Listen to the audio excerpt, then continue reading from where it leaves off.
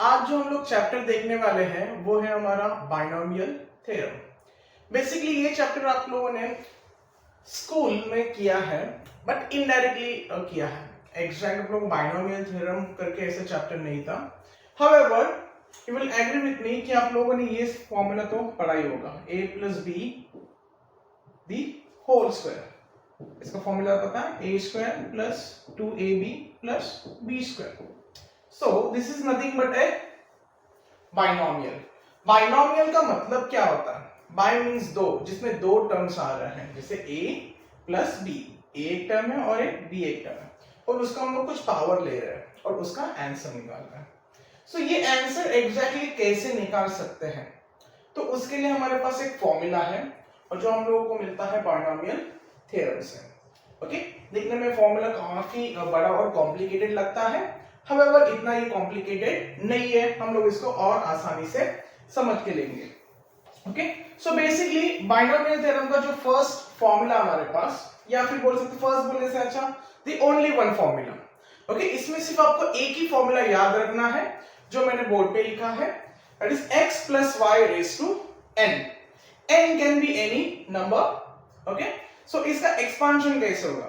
So nc0 x raise to n y raised to 0 plus nc1 x raised to n minus 1 y raised to 1 plus nc2 x raised to n minus 2 y raised to 2 and so on। बीच में यहां पे सब में plus का sign आ रहा है, that means हम लोग इसको क्या करने वाले हैं? सम अप करने वाले हैं। सो सम अप के लिए हम लोग क्या यूज करते हैं? समेशन का साइन यूज कर रहे हैं। Summation of ncr x raised to n minus r y raised to r starting from 0 and ending to n।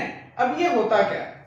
देखो, कुछ लोगों को समझ में नहीं आता ये चल क्या रहा है। सो समेशन का मतलब क्या रहता है? जितने भी इसके अंदर टर्म है उसको मेरे को क्या करना है? एक बार लिखना है, फिर प्लस का साइन डालना। फॉर एग्जांपल r का वैल्यू स्टार्ट कहां से हो रहा है? यहाँ पे 0 से। So we can write first term as a nc0, r का वैल्यू हम लोग 0 डाल रहे हैं। उसके बाद x raise to n minus 0, तो x रेज टू n हो जाएगा, एंड y रेज टू 0। अभी जितने भी टर्म है समेशन के अंदर, अगर सारे के सारे अगर मेरे लिख के हो जाएंगे, देन उसके बाद हम लोग क्या करेंगे? प्लस का साइन डालेंगे। देन r का वैल्यू हमने स्टार्ट कहां से किया था? 0 से। तो 0 के बाद नेक्स्ट नंबर कौन सा आएगा हमारा? 1। तो r का वैल्यू हम लोग नेक्स्ट क्या लेंगे? 1। सो हमारा नेक्स्ट टर्म होगा ncr x raise to n minus r। why n minus r? Because r का वैल्यू मुझे क्या लेना अभी? 1। Then y raise to 1। तो अगर केयरफुली ऑब्जर्व करोगे तो हमें जो ऊपर वाला टर्म है वो मिलते जा रहा है। उसके बाद n का वैल्यू सॉरी r का वैल्यू हम लोग क्या डालेंगे? 2 डालेंगे। फॉर एग्जांपल यहाँ पे भी 1 है, r का वैल्यू यहाँ पे क्या डालेंगे? 2, उसके बाद 3, उसके बाद 4, उसके बाद 5। Okay, am I clear?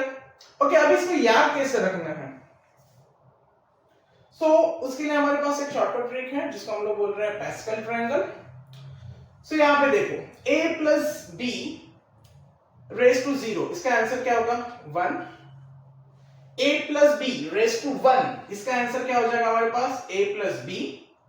And next term है हमारे पास a plus b the whole square, इसका आंसर क्या हो जाएगा हमारे पास? a square plus 2ab plus b square, a plus b the whole cube, a plus b the raise to 4। इसका फॉर्मूला यहाँ पे लिखा है।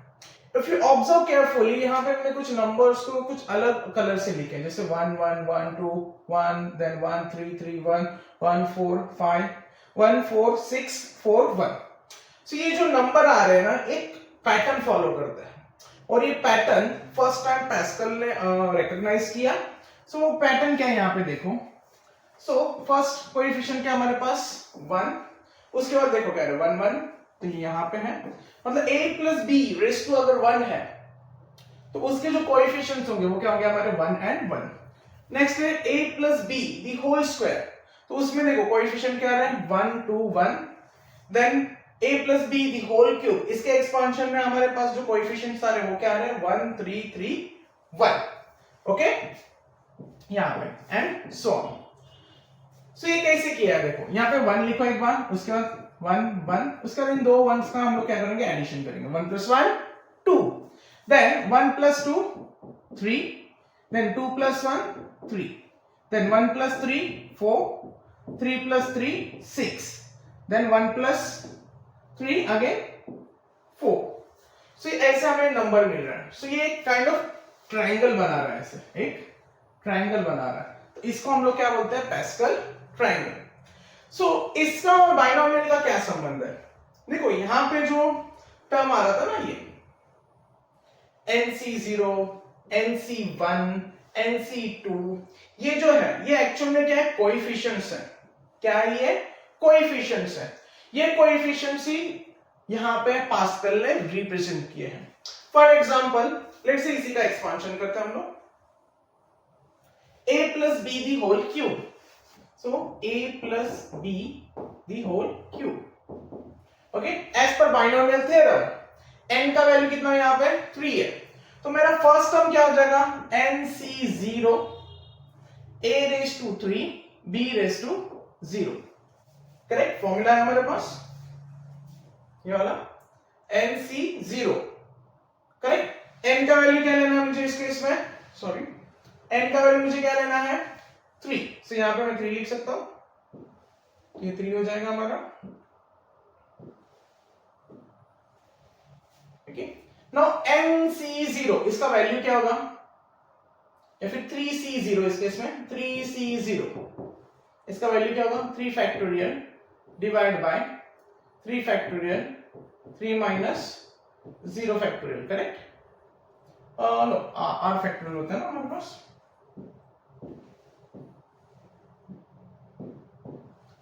zero factorial and 3 factorial, that is okay. मैं यहाँ पे फॉर्मूला लिखता हूँ NCR, इसका फॉर्मूला कहता है n factorial divide bye r factorial n minus r factorial. n का वैल्यू 3 है, r का वैल्यू 0 है, n माइनस r भी क्या आ जाएगा 3। सो 3 factorial divide by 3 factorial cancel हो जाएगा, 0 फैक्टोरियल कैंसिल, 1 होता है। सो फर्स्ट जो टर्म है मुझे वो क्या मिला, मुझे 1 मिला। कोएफिशिएंट क्या मिला मुझे, 1 मिला। तो ये जो 3C0 है इसका वैल्यू क्या हो गया 1। So that's why C30a cube और b रेज़ टू 0 इसको सिंपली हम लोग a क्यूब लिखते हैं। क्यों? क्योंकि b रेज़ टू 0 इसका भी आंसर क्या है 1 है, एंड 3C0 इसका भी आंसर क्या है 1 है। अब हम नेक्स्ट टर्म के लिए ट्राई करके देखो, नेक्स्ट टर्म में हमारा क्या हो जाएगा,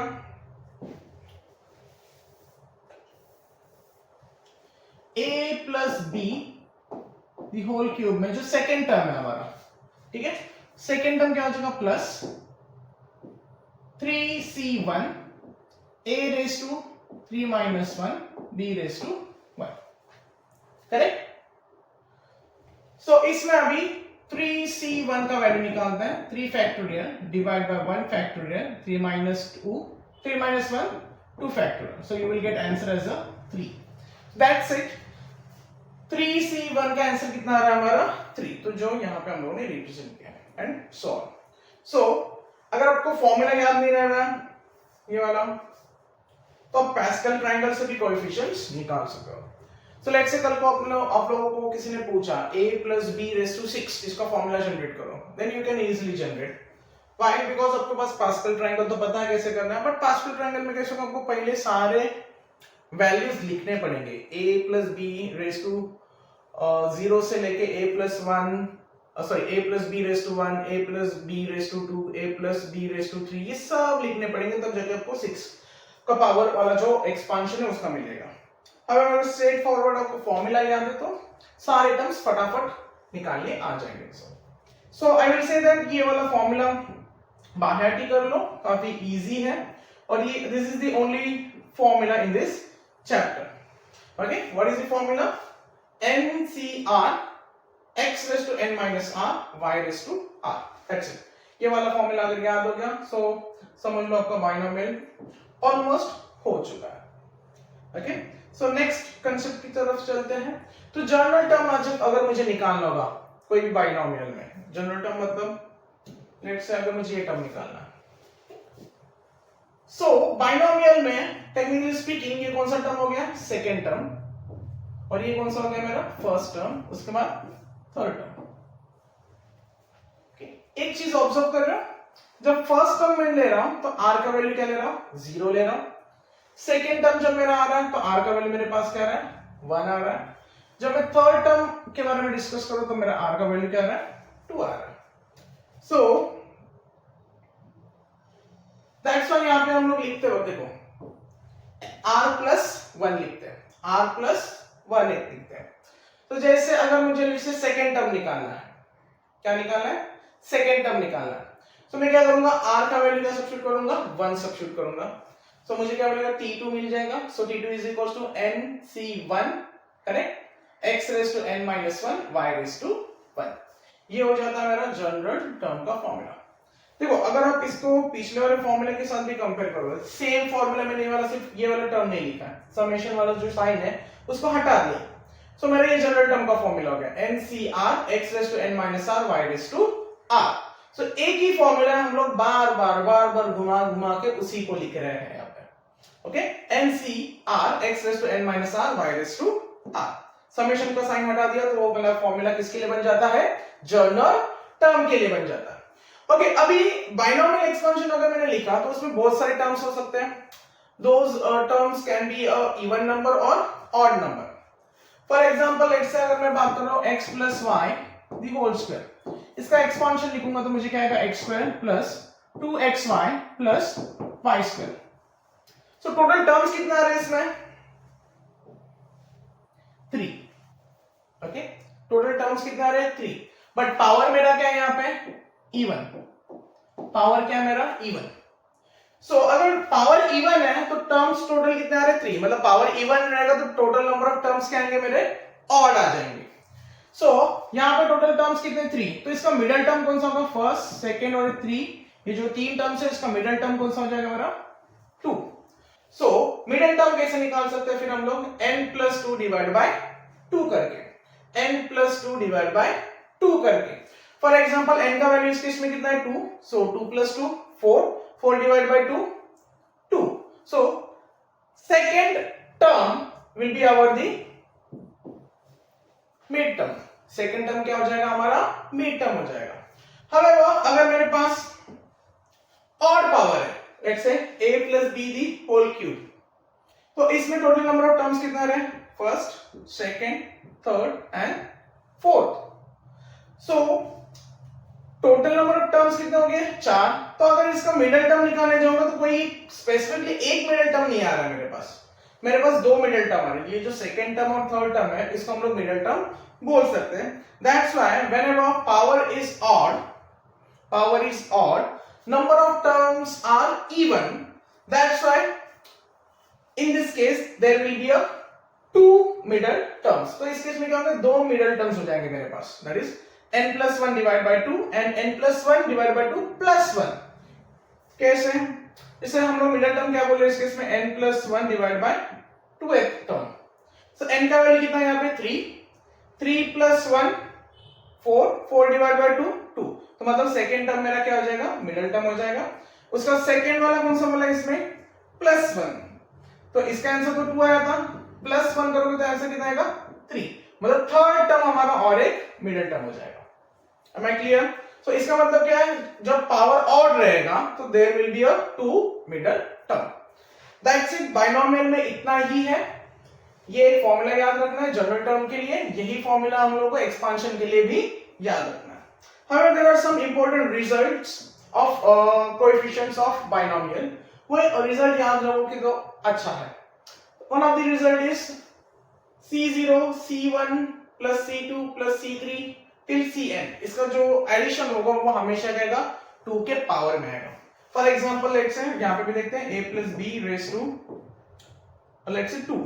तो कोएफिशिएंट्स क्या थे इसके, 1 plus 2 plus 1। ऑब्वियसली यहाँ भी टर्म्स होंगे, जैसे a स्क्वायर हो जाएगा यहाँ पे, a b हो जाएगा और यहाँ पे b स्क्वायर।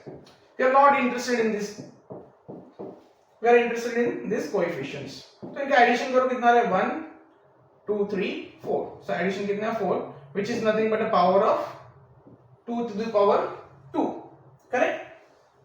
तो जो यहाँ पे n है और ये n दोनों क्या आ रहे हैं, सेम आ रहा है। लेट्स से और एक करते हैं, let's say a plus b the whole cube. तो इसके जो कोएफिशिएंट्स है वो क्या है, 1 3 3 1। पास्कल ट्रायंगल से निकाल सकते हैं हम लोग, बराबर। सो इनका एडिशन करो कितना आ रहा है, 8। तो 8 क्या है, 2 का कौन सा पावर है, 3। सो 2 raised to 3 करूंगा तो मुझे कोएफिशिएंट्स के जो समेशंस है, ओके, उसका आंसर मिल जाएगा। तो इस केस में कितना हो जाएगा 8। सो ऐसे किसी भी बाइनोमियल एक्सपांशन के लिए हम लोग कर सकते हैं। नेक्स्ट है ऑब्वियस, अगर यहाँ पे मैं सारे टर्म्स का एडिशन कर रहा हूं तो मुझे क्या आ रहा है टू रेस टू n आ रहा है।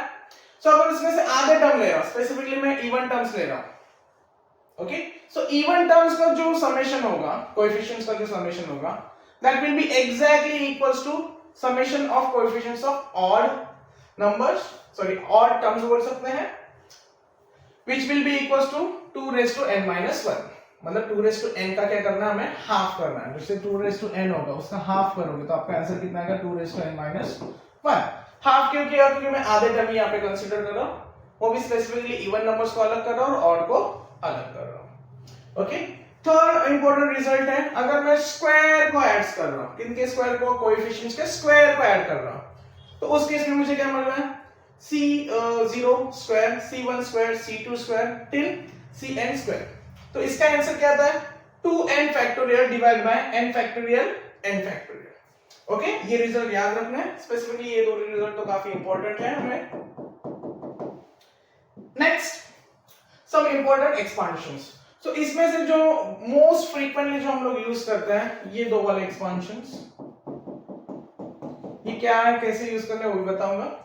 Okay, let's say 1 plus x raised to n, 1 plus x raised to n, इसका आंसर क्या होगा 1 plus nx plus n minus 1 divided by 2 factorial x square plus n minus 1 n minus 2 divided by 3 factorial x cube and so on।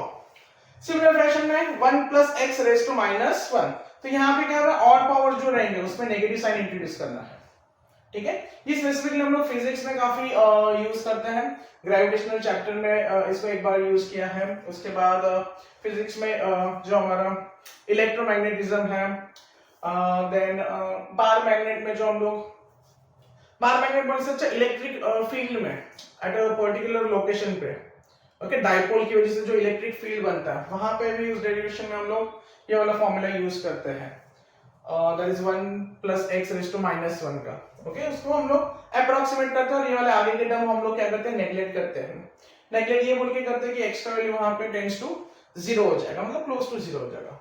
However, let's focus on this 1 minus x raised to minus 1, इसमें क्या है, सारे के सारे terms हमारे क्या हो जाएंगे, positive and so on. 1 plus x raised to minus 2 के लिए फॉर्मूला ये हमारे पास, एंड ये हमारे 1 minus x raised to minus 2।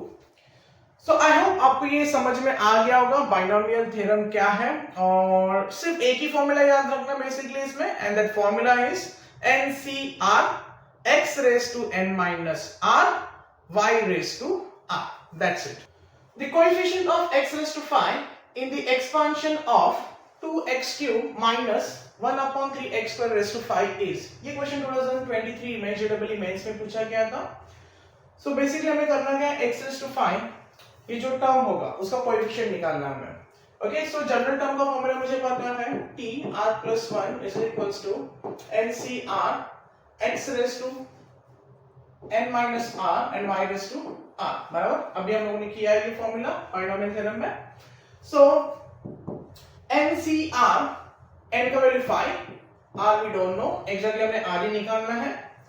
x का वैल्यू हम लोग क्या ले लेंगे इस केस में, 2x cube raised to 5 minus r, and y का वैल्यू यहां पे क्या लेंगे, माइनस 3x स्क्वायर, और sorry minus 1 upon 3x square raise to क्या लेना है इस केस में, r। माइनस साइन क्यों लिया समझ में आया, क्योंकि जो बाइनोमियल थ्योरम का जो फॉर्मूला है उसमें हम लोग क्या कहते हैं a plus b का एक्सपांशन लिखते हैं, बराबर, या फिर x plus y का एक्सपांशन लिखते हैं। अगर बीच में माइनस साइन आ गया तो हम लोग क्या करेंगे, माइनस साइन उस y टर्म के साथ लिख देते हैं।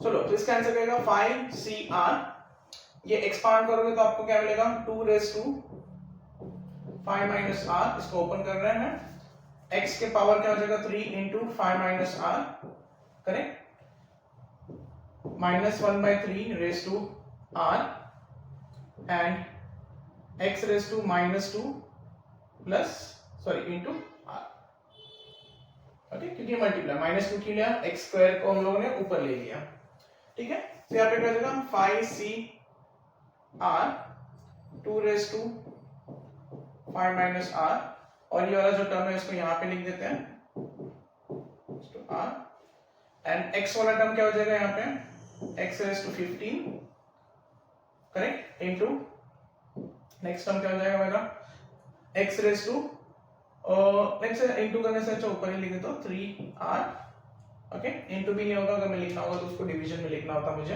अब यहाँ पे ये वाला टर्म कौन सा हो जाएगा मेरा x raise to minus 2r, दोनों मल्टीप्लिकेशन में, तो पावर्स क्या हो जाएंगे, ऐड हो जाएंगे। इसको फिलहाल के लिए स्टॉप करके रखते हैं हम लोग, क्योंकि मुझे x का पावर क्या चाहिए, 5 चाहिए, तो उसके अकॉर्डिंग हम लोग इसको प्रोसीड करते हैं। तो ये क्या हो जाएगा x raise to 15 minus 5r। Technically speaking ये टर्म होना क्या चाहिए मेरा x raised to 5r. So let's assume that this term is equals to x raised to 5r. X raised to 5r means 5. Okay. So we will end up 15 minus 5r is equals to 5. Okay. 15 वहां पे क्या minus 15, 5 minus 15 minus 10 वहां पे जाएगा, तो r is equals to मुझे क्या मिल जाएगा, तो बेसिकली r का वैल्यू मुझे क्या मिला, 2 मिला। अब ये 2 यहाँ पे सब्स्टिट्यूट करेंगे, क्यों, क्योंकि ये जो पार्ट है पूरा नंबर आ रहा है, और ये जो था ये किसके लिए था, कोएफिशिएंट ऑफ x के लिए, और उन्होंने बोला क्या कोएफिशिएंट ऑफ सॉरी ये जो था कोएफिशिएंट के लिए था, और ये था हमारा x वाला टर्म था, सॉरी ये था हमारा x वाला टर्म, और उन्होंने बोला क्या x रेज़ टू 5 का हमें कोएफिशिएंट निकालो, तो x रेज़ टू 5 का कोएफिशिएंट यहाँ पे प्रेजेंट है। तो r का वैल्यू मुझे क्या सब्स्टिट्यूट करना है, 2 सब्स्टिट्यूट करना है, सो 5c2 2 raised to 5 minus 2 3 and minus 3 raised to 2.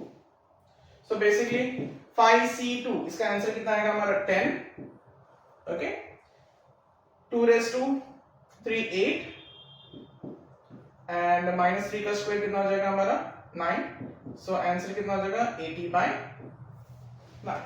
So option B हमारा क्या हो जाएगा इस केस में करेक्ट हो जाएगा।